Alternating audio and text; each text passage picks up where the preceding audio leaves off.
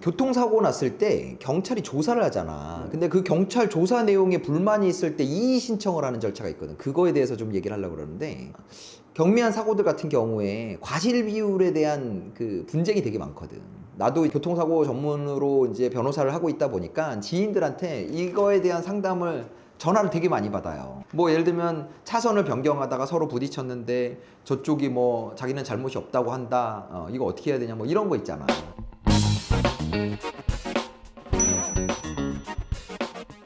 그런데 보면은 가끔씩 경찰이 내가 봤을 때는 이거는 가해자 피해자 구분이 잘못됐다라고 싶은 건들이 꽤 많아요.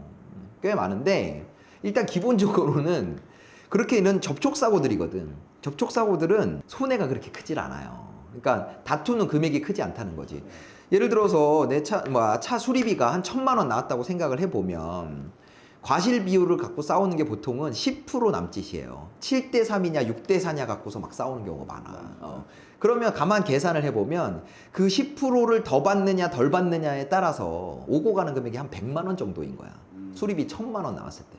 그래서 대부분은 그거 뭐 조금 억울하신 부분은 있겠지만 사실 싸우는 게 실익이 없다. 거기에 시간 들이고 뭐 이렇게 하는 게 실익이 없으니 뭐 그 정도 수리비 나오는 정도의 사고라 그러면 그냥 인정하고 넘어가시는 게 어떻겠냐. 뭐 이렇게 하는 경우 사실 대부분이야. 그러니까 수리비가 아주 많이 나왔다 그러면 당연히 싸워야 되겠지. 그래도 이제 감정적으로 납득이 안 되는 경우가 있지. 내가 사고를 당한 것 같은데 경찰이 자꾸 나보고 가해자라 그러는 거야. 그러면 그럴 경우에 하도 이런 분쟁이 많으니까 상급 경찰청에 교통사고 이조사계라는 데가 있어요. 내 교통사고를 수사하고 있는 담당자, 수사관하고 사건 내용을 적어서 상급청 교통사고 이조사계라고 하지.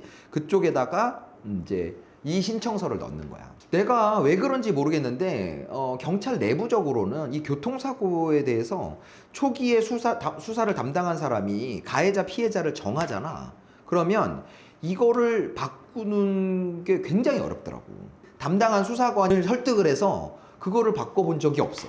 쌍방 과실인데도. 쌍방 과실에서 이제 더 과실이 큰 쪽을 가해자로 잡는단 말이지. 근데 그게 왜 그런지 모르겠어. 내부적으로 내가 듣기로는 초기 수사할 때 정해진 거를 번복을 하게 되면 뭔가 불이익을 받는 모양이야.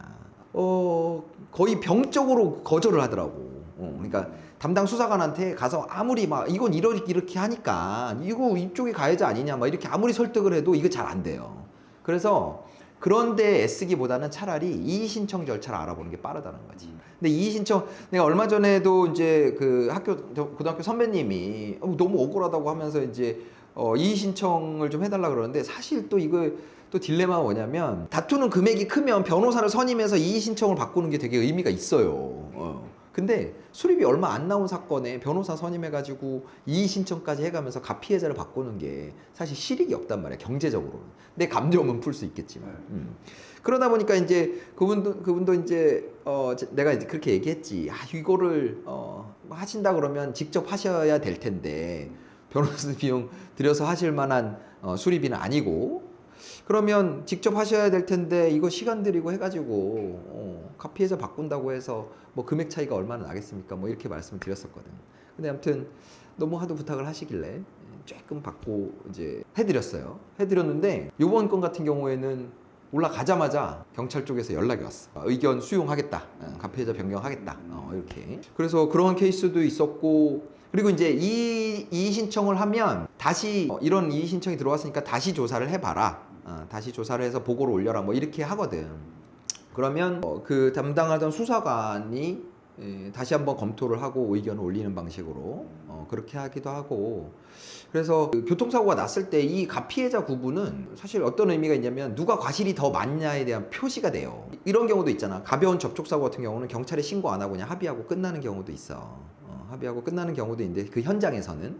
근데 나중에 이제 보험사들끼리 뭐 얘기를 하다가 우리 고객님이 과실이 더 많다고 이렇게 해서 주장하고 있습니다 라고 하면, 그러면 이제 열이 받는 거지.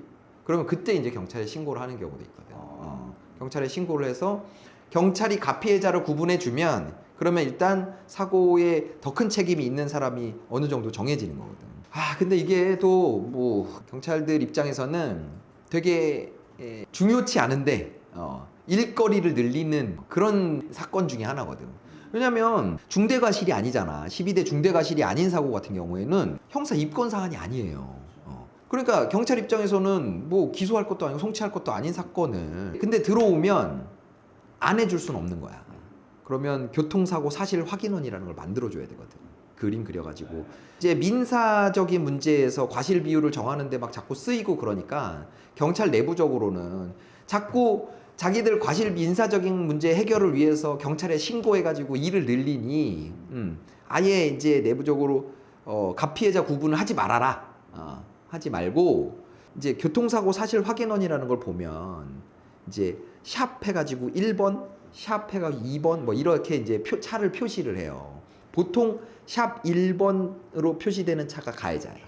가해 차량이야. 그거를 이제 내부 지침으로 뭐 이제 그런 방식으로 표시하지 말아라. 뭐 그런 얘기도 돌고 있을 정도로 이게 문제가 많은 일이긴 하지. 이의 신청 절차를 통해서 초기에 내 교통사고를 담당했던 수사관의 의견에 불만이 있을 때는 이의 신청 절차라는 게 있다라는 걸 알아두면 되고 사실 이것도 어떻게 보면 법적인 문제지.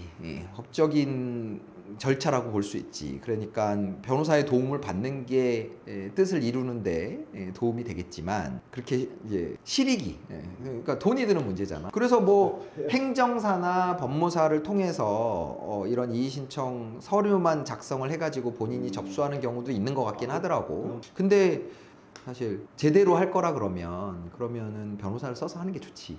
교통사고 많이 해본 변호사를 써서 하는 게 좋은데 그러니까 배보다 배꼽이 더 큰 경우가 많기 때문에 그래서 그런 부분도 사실 제도적으로 좀 개선이 필요한 거지. 좀 더 간이하게 당사자가 좀 하면 다시 한번 봐주고 뭐 이런 것들. 혹시 구독자 여러분들 중에서도 교통사고가 났는데 수사가 억울하게 진행되고 있다거나 좀 법률적으로 자문을 구하고 싶은 그런 사안이 있으신 분은 주저하지 말고 저희 커뮤니티에 글을 남겨두시면 제가 시간을 잡아서 무료로 상담을 해드리도록 하겠습니다. 자, 오늘도 안전운전 하시고요. 혹시 사고가 발생한다면 본모법인 LKS 이기루 변호사 잊지 마시고요. 구독, 좋아요, 알림 설정 꼭 부탁드리겠습니다.